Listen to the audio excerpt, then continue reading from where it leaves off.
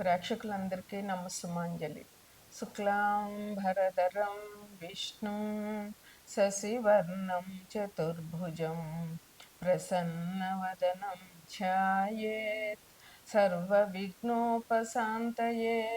అగజా ఆనన పద్మార్కం గజాననమహర్నిశం అనేకదంతం భక్తానాం एकदन्तमुपास्महे एकदन्तमुपास्महे. ఓం శ్రీ మహాగణాధిపతయే నమ. ఓం శ్రీ మాత్రే నమ. ఓం శ్రీ సరస్వత్యై నమ. ఓం శ్రీ గురుభ్యో నమ.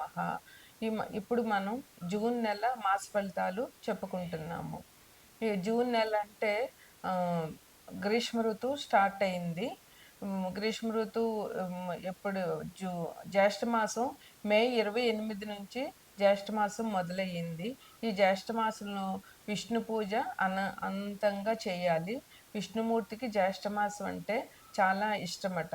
అందువల్ల మనం విష్ణు సహస్రనామం చేయడము, విష్ణు వెంకటేశ్వర స్వామి పూజ చేయడం, విష్ణువుకు సంబంధించిన ఏ దైవాన్నైనా 10 అవతారాల్లో ఏ అవతారంలో అయినా విష్ణుమూర్తిని మనం ప్రార్థించడం ఈ నెలలో చేయవలసినటువంటి ముఖ్యమైన పని. ఇక ఈ నెలలో 27వ తారీఖున జగన్నాథ రథయాత్ర ప్రారంభమవుతుంది. ఈ నెల 30న స్కంద పంచమి. స్కంద పంచమి అంటే సుబ్రహ్మణ్యేశ్వర ఆరాధన చాలా ముఖ్యం.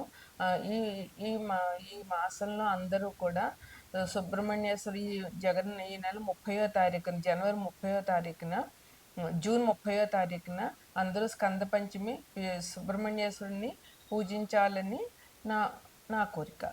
ఇక ద్వాదశ రాశులకి ఈ మాసం ఎలా ఉంటుందో ఎలా చెప్పాలి అని అంటే, తదుపరి ధనుస్సు రాశి. ధనుస్సు రాశికి అధిపతి గురువు. ఆయన మిథునంలో ఉండి తన సప్తమ దృష్టితో తన ఇల్లుని తను చూసుకుంటున్నారు. ధనుసు రాశి లగ్నంగా చేసుకుంటే ధనుసు రాశిలో మూల 1, 2, 3, 4 పాదాలు, పూర్వాషాఢ 1, 2, 3, 4 పాదాలు, ఉత్తరాషాఢ 1 పాదం ఉంటాయి. ధనుసు రాశిని లగ్నంగా చేసుకుంటే కుంభంలో రాహు ఉన్నారు, మేనంలో శని ఉన్నారు, వృషభంలో రవి బుధులు శుక్రుడు ఉన్నారు, మిథునంలో గురువు ఉన్నారు, కర్కాటకంలో కుజుడు ఉన్నారు, సింహంలో కేతు ఉన్నారు. ఈ రవి బుధుడు ఈ నెల జూన్ 6వ తారీఖున మిథునంలోకి వెళ్తారు. 15వ తారీఖున రవి వృషభం నుంచి మిథునంలోకి వెళ్తారు. అంటే అప్పుడు రవి, గురు, బుధులు ఈ ముగ్గురు దృష్టి కూడా ఈ ధనుసు రాశి మీద పడుతుంది. అందువల్ల ఈ రాశి వారికి ఆ రాశ్యాధిపతి రాశిని చూసుకుంటున్నారు కనుక మంచి అదృష్టయోగం అని చెప్పవచ్చు. చాలా బాగుంటుంది.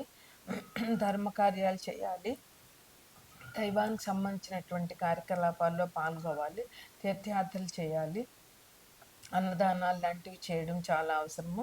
వీళ్ళు ఏ పని మొదలు పెట్టినా కూడా దాంట్లో విజయం అనేటటువంటిది ఈ రాశి వాళ్ళకి లభిస్తుంది ఈ మాసంలోని.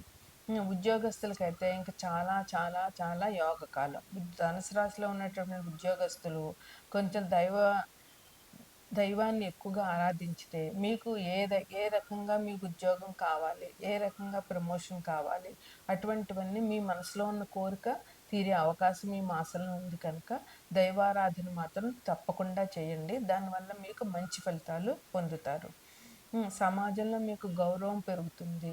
అట్లాగే తెలివితేటలుగా మాట్లాడడంతో మీకున్న తెలివితేటలకి జనం కూడా చాలా ఇంప్రెస్ అయ్యి మీరంటే అభిమానం చూపిస్తారు.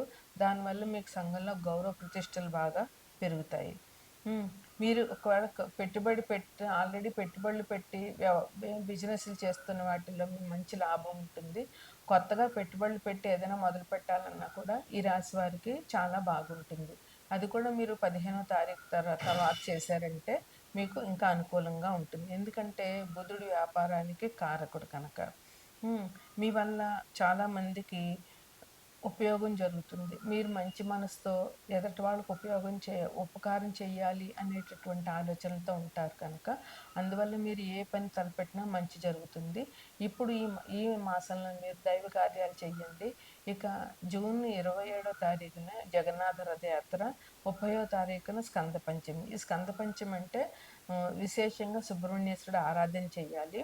జ్యేష్ఠమాసం విష్ణుమూర్తికి ఇష్టం కనుక మీరు విష్ణు సహస్రనామ పారాయణం, అంతేకాకుండా మిథునంలో గురువు, రవి, బుధుడు వస్తున్నారు కనుక వాళ్ళు ముగ్గురు కూడా విష్ణు ఆరాధనని వల్ల సంతృప్తి చెంది మనకు మంచి ఫలితాలు ఇస్తారు. అందువల్ల విష్ణు సహస్రనామ పారాయణం తప్పకుండా చేయండి.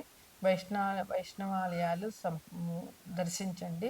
దైవ కార్యాలు పూర్తిగా దైవ కార్యాలు చేయండి. అంటే డొనేషన్లు ఇవ్వడము, గుళ్ళో ఏదైనా సేవ చేయడము, దైవ ప్రతిరోజు ఏదో ఒక దేవుని దర్శించుకోవడము, ఇట్లాంటివన్నీ చేయడం వల్ల మీకు చాలా చాలా మేలు జరుగుతుంది. ఇంకా గురువు, మిథునంలో ఉన్న గురువు మీకు ఇచ్చేటటువంటి ఫలితం ఏంటంటే వైవాహిక జీవితంలో బాగుంటుంది. అట్లాగే భాగస్వామ్యంలో కూడా చాలా ప్రయోజనాలు ఉంటాయి. అంటే మీరు ఇంట్లో మీ వైఫ్ ఆర్ హస్బెండ్తోనూ, అట్లాగే బిజినెస్ పార్ట్నర్స్ తోటి కూడా మీకు ఈ మాసం చాలా మంచి ఫలితాలు ఉంటాయి. ఇది ఈ ధనుసు రాశి వారికి ఈ నెలలో శుభాశుభ ఫలితాలు.